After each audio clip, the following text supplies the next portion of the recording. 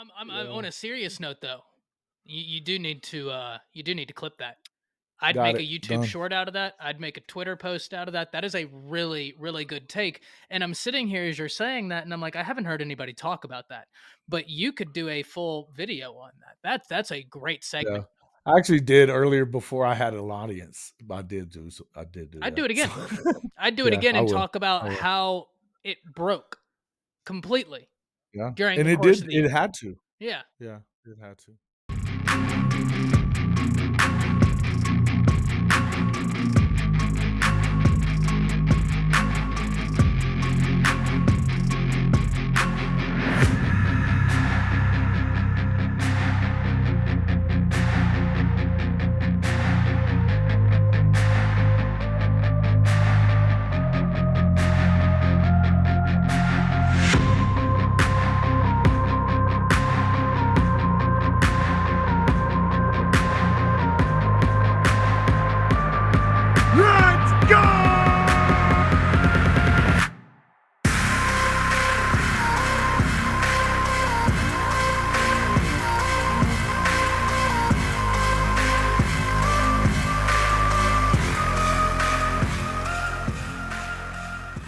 Welcome back to the Hall of Fame College Football Podcast.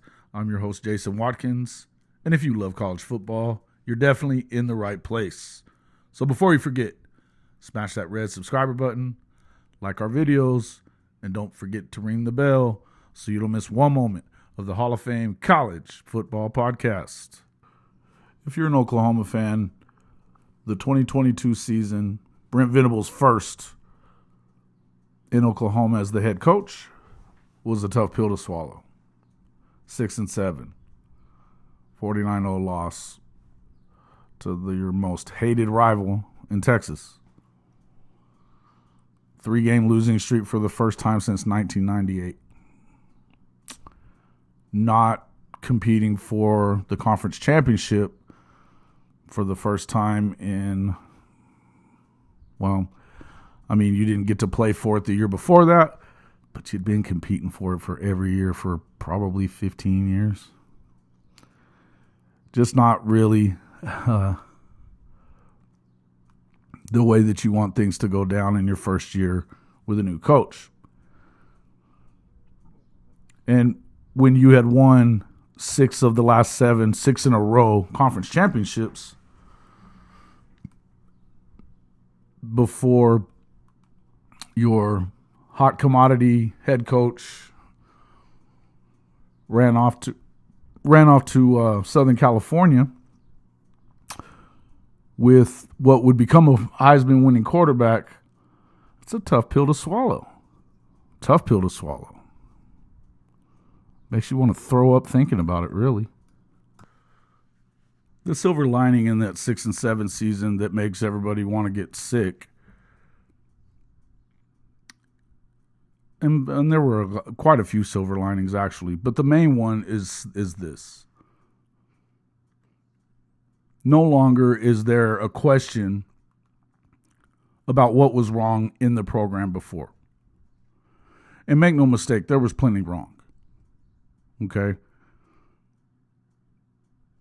The program, and Coach Venables said on his way in, they were going to have to rip it back all the way to the studs.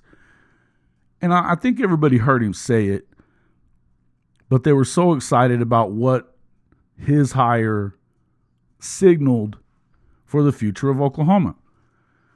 And the fact that he had engineered top 10 defenses for 8 of the past 10 seasons at Clemson. Went to 4 national title games, winning 2 as the defensive coordinator of the Tigers. So it was easy to kind of look at that and drink the Kool-Aid right away and not realize the glaring deficiencies that were left on the Oklahoma team by Lincoln Riley. Basically, Lincoln picked over what he wanted. He took his favorite quarterback, who ended up winning a Heisman, took a top-end receiver, and did what he does at USC and worked heavily in the transfer portal and turned around their season there.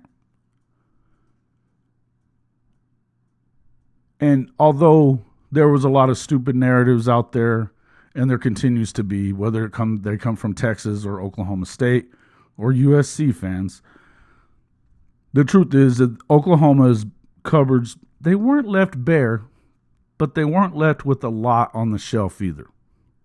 And for whatever reason, particularly after starting off the season 3-0 in pretty convincing fashion, of course, against UTEP, Kent State after a kind of crappy first half, and finally Nebraska,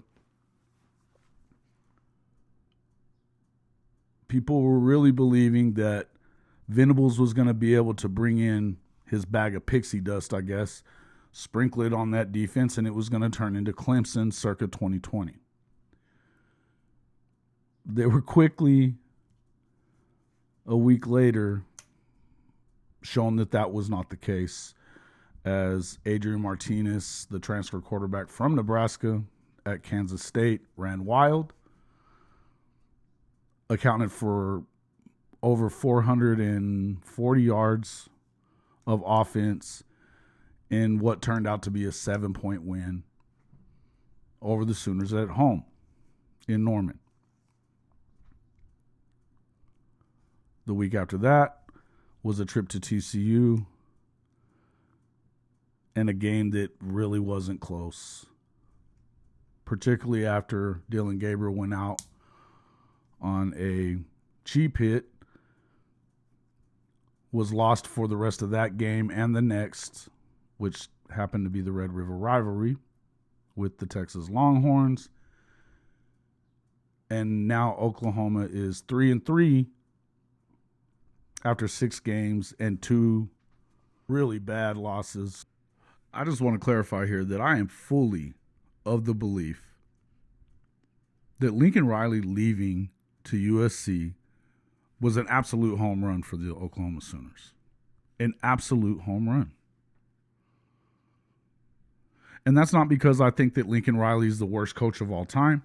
I think that he's a fantastic offensive coach. I would tend to agree with most people in the country that he might be the best one. I know that some of you Sooner fans are going to disagree with that. I'm going to say that I believe that. The proof is in the pudding with what he has done with quarterbacks. Okay? And I have to acknowledge that. What I don't believe is that he neither understands nor cares to even attempt to give more than give more than lip service to really fielding a top even 50 defense in the country. I just don't think that it matters that much to him. He believes that he can go out and outscore you. He learned it from his mentor, Mike Leach. Mike never really put defenses on the field either. And the truth of it is that if you were really looking, which, again, few people were because of the past success. But if you were really looking and being truthful with yourself about what Lincoln Riley's final season in Oklahoma was, with the benefit of hindsight, we can see it. Exactly what the issues were. It started week 1 of the 2021 season. You know, there had been signs all along. These constant losses, one time a year. There was a lot of close games that shouldn't have been close games. But if you were looking at the 2021 season through clear eyes and through unbiased eyes, not fans, it was pretty easy to see that there was something wrong. Just like Ty was saying on the thing the other night. He kept saying there's something wrong. And the losses, there was easily something to see. But the wins and how they happened in 2021 for this Lincoln Riley team that was probably more talented than any team since the Baker Mayfield team started week 1. Tulane, 40-35 in Norman, a game that's supposed to have been played at Tulane Stadium in New Orleans, but because of a hurricane had been moved to Norman.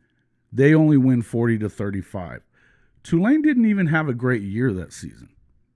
They didn't. They were on their way, but it was not a good year. Western Carolina, they took care of like they should have. Nebraska, they struggled with. It was in Norman also. They win by 7, 23-16. Adrian Martinez, who is the quarterback there, has a lot of success running the ball and throwing the ball, being a dual threat. That has been something that's been a key problem for these Sooner teams for a long time.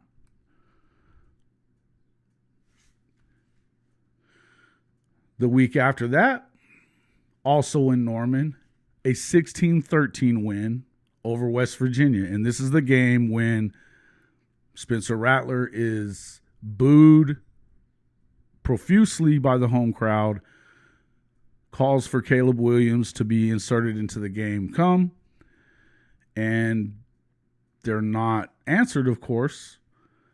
They squeak by against a team that wasn't in the top half of the Big 12 for the season. They weren't good. The next week, week 5, is Kansas State. They win 37-31. Any win over Kansas State, if you're an Oklahoma fan, is a good win. You'll take it against K-State. But then was the Red River. As Ty said, the issues, and we talked about this again, the issues that you're seeing within that first 5 games, everybody wanted to put that off on Spencer Rattler, right? All these close games. And then he goes out and for the second year in a row has to be pulled out of the game. This time, though, with the Sooners trailing 28-3. Now, I'm of the belief that he waited until it got to 28-3, Lincoln did, because he knew he was going to need to lose some games. I think by now he already knew he was taking this. I think it's pretty clear he already knew he was taking the SC job. He inserts his freshman quarterback. His freshman quarterback has probably the best game I've ever seen by a freshman quarterback anyway. He's dominant. They come back. They win from 28-3 down. But now you got a quarterback controversy and a pissed off Spencer Rattler. And even after he was replaced, which, if you remember, Lincoln was very, very hesitant to pull that trigger and make the change. He knew he didn't have a choice but to do so. So he did. And had it not been for Superman playing against Kansas, a 2-win team in 2021, they lose on the road in Lawrence. He does pull out something miraculous, trailing in the fourth quarter on a 4th down play. He pulls the ball out of the belly of Eric Gray, who was about to get tackled behind the line of scrimmage. Somehow he gets the ball back out, wheels himself across the first down line. They end up winning by 12 in a game that they would no way they would have won it. Again, another game that even with Williams in, they just didn't look that good.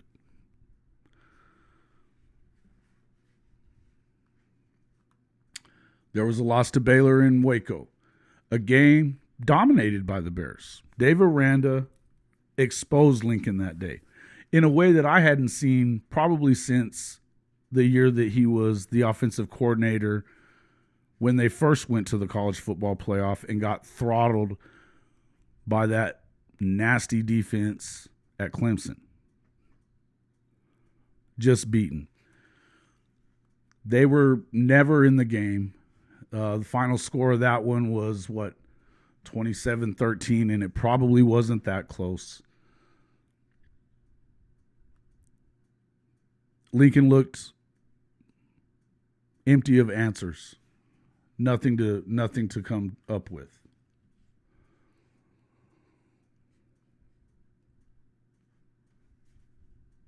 The Sooners bounced back with the win over Iowa State. A close win at home the week after that.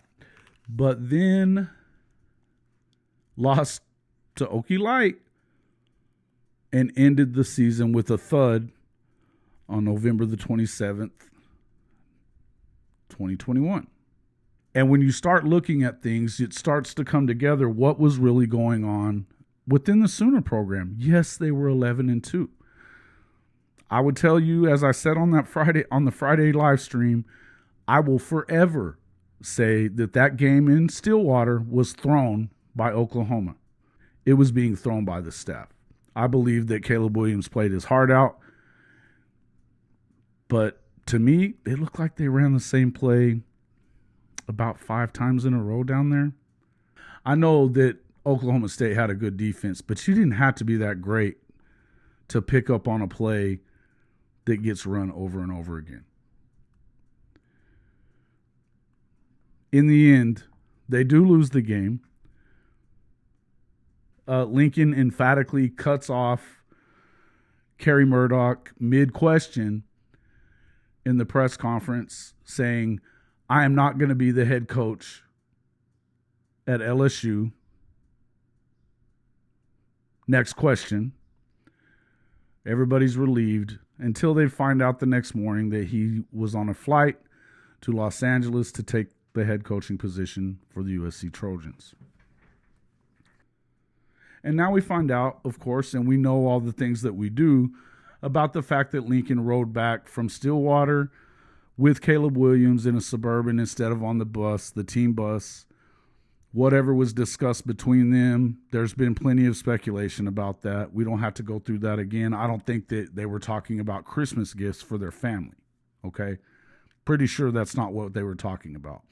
Caleb did stay around, win the bowl game in the Texas Bowl over Oregon in a dominant performance. Gave lip service to possibly staying at OU, but eventually left and did enter the portal and wound up at USC. Obviously, Spencer Rattler was leaving. He was very, as he says now, still salty about losing his job that he felt like he had earned.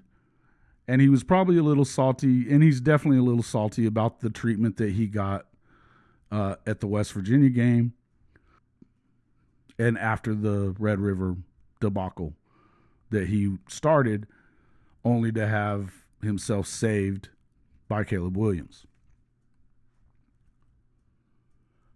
In the end, all of this stuff could have very easily happened the year before without 44% attrition to the team like what happened when Venables took it over. The bottom line was simple.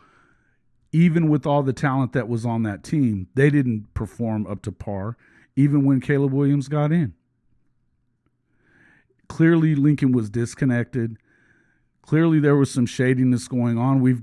There's reports straight from the mouths of recruits that were being recruited to Oklahoma that said Lincoln's staff was recruiting them to USC during the season. That's a fact. It's a fact that Caleb Williams rode back, not in the bus from Stillwater, and rode with Lincoln in a Suburban instead to talk about what was next. And it's a fact that by morning, Lincoln was on a plane just a few hours later to LA and didn't want to address the team about it, was just going to leave until Bob Stoops stopped him and told him, "No, you will go in there and tell these guys what you're doing." He goes in, talks for maybe 2 minutes, walks out, and gone. Fine. As I said at the start of this thing, I believe that his leaving now is a home run. Because Oklahoma was probably going to have the same season that USC had this season in 2022, had Lincoln stayed with Caleb Williams, yada, yada. Maybe they even get to the college football playoff. Maybe they do, maybe they don't. There's no telling. But chances are they're probably just as good. At least they win. They play for the conference championship, I would think. Now, would that have helped anything? No. Because as I said, this thing had to be broken in order to get better. They had hit a wall that they were never going to get by as presently constructed, with the only real emphasis in recruiting and in the way that you're doing business being on the offensive side of the ball. Not having a fitness guy, that the trainer like Jerry Schmidt, who's going to build up bulk, who's got 7 Heisman Trophy winners that he's trained. He was gone. Playing a speed D that wasn't working there. It isn't working at USC either. And the guys have been getting smaller and smaller the longer he was at the school. Things were not going in the right direction, but nobody was seeing it or acknowledging it because they were winning 11 games every year. They were winning conference championships until the last season. Never mind the fact that the conference was watered down, to say the least. Texas had been irrelevant for 12 years. They're basically still haven't bounced off of that yet. They had 8 wins last season. They've played for the conference title exactly 1 time in the last 12 years.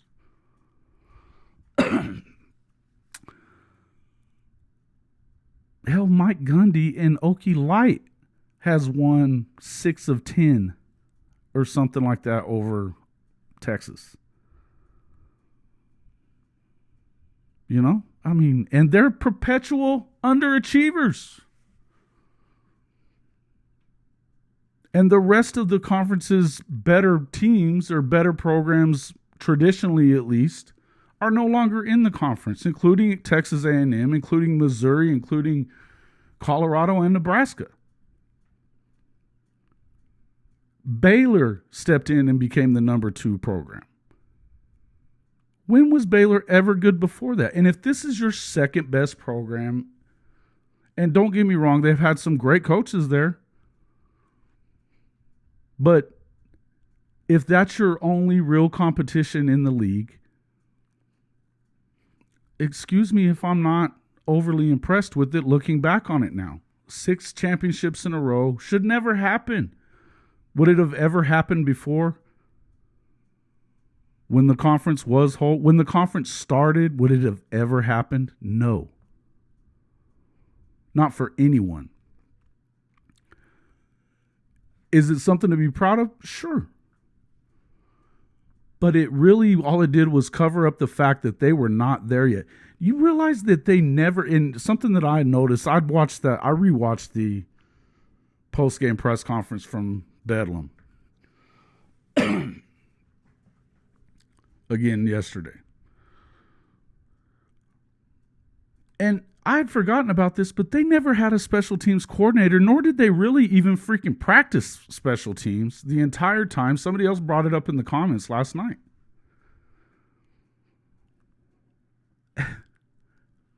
What? This has been a continual downward spiral. And they asked him during the press conference if there was his last question that he answered was about whether or not he was going to look into getting a special teams coordinator, if they would ever do that. And he said emphatically, no. Didn't care about it. The program was headed in the wrong direction. And in that press conference, he also flat lied to everybody. Yeah, he didn't lie about the LSU thing. Obviously, he wasn't going to LSU. He had already accepted the job at freaking SC. Nobody knew about it yet. But they weren't talking about SC. The smoke screen was LSU. Plus a little leverage. In the end, it wasn't that. That wasn't even the lie. He lied about saying stuff like that he had no problem with the administration, with the athletic department, with the president, anybody like that, that they had worked through things up until this point. They would continue to do so. All was well in Norman. A sigh of relief is let out by Sooner fans all over the country, and then they wake up to a nightmare in the morning.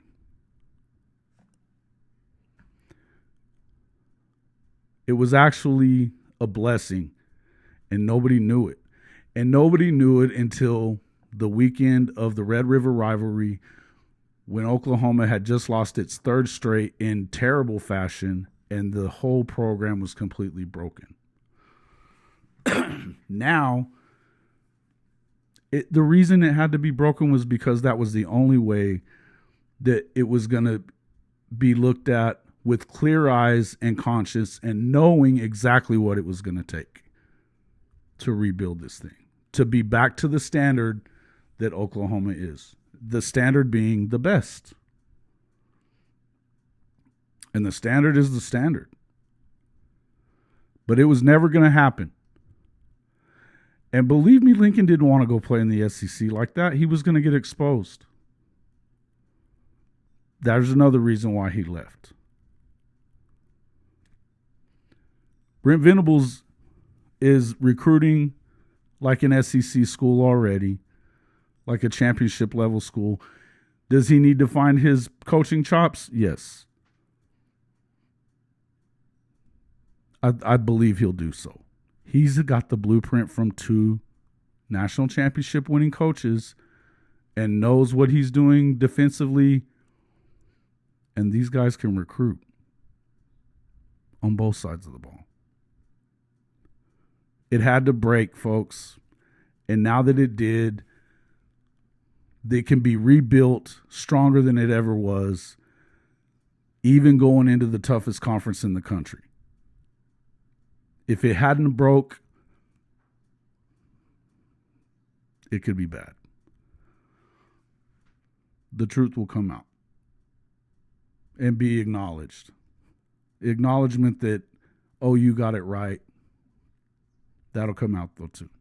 But only because it got broken last season. I suspect that they're much better this season. I believe that with this schedule, they should definitely contend for the Big 12 championship in their final year. And their recruiting class looks like it could be even better than the one they just brought in, particularly on that defensive line, and be really good heading into first season in the SEC. Year 3 should be the big year. As Hank was talking about in the comments the other night, Coach Venables' defenses always struggle in the first year. It's a tough defense. The scheme is hard. It's night and day different from Speed D in every way. Scheme, physicality, size, speed. But it takes discipline as well, and none of that had anything to do with what they were doing in Norman before he got there. They had their bad year. It'll get better. OU fans need to show a little patience. Even though I know that's a lot to ask for right now, in view of the fact that their schedule is as weak as it is, they should be better by a lot.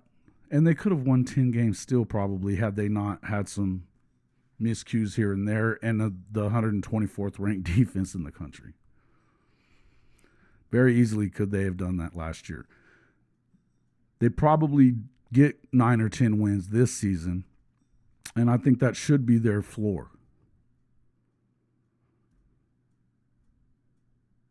But in any event, the building blocks are getting there.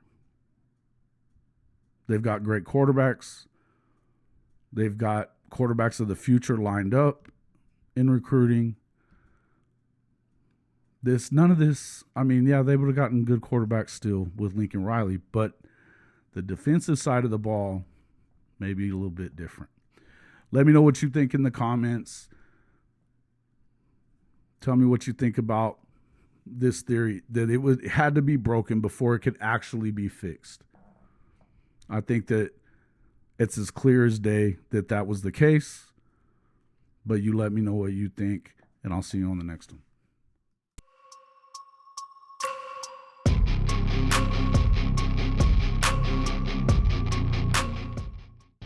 Hey, you guys all know the drill, right? Say it with me. Smash that red subscriber button. Like our videos. And don't forget to ring the notification bell so you don't miss one moment of the Hall of Fame College Football Podcast.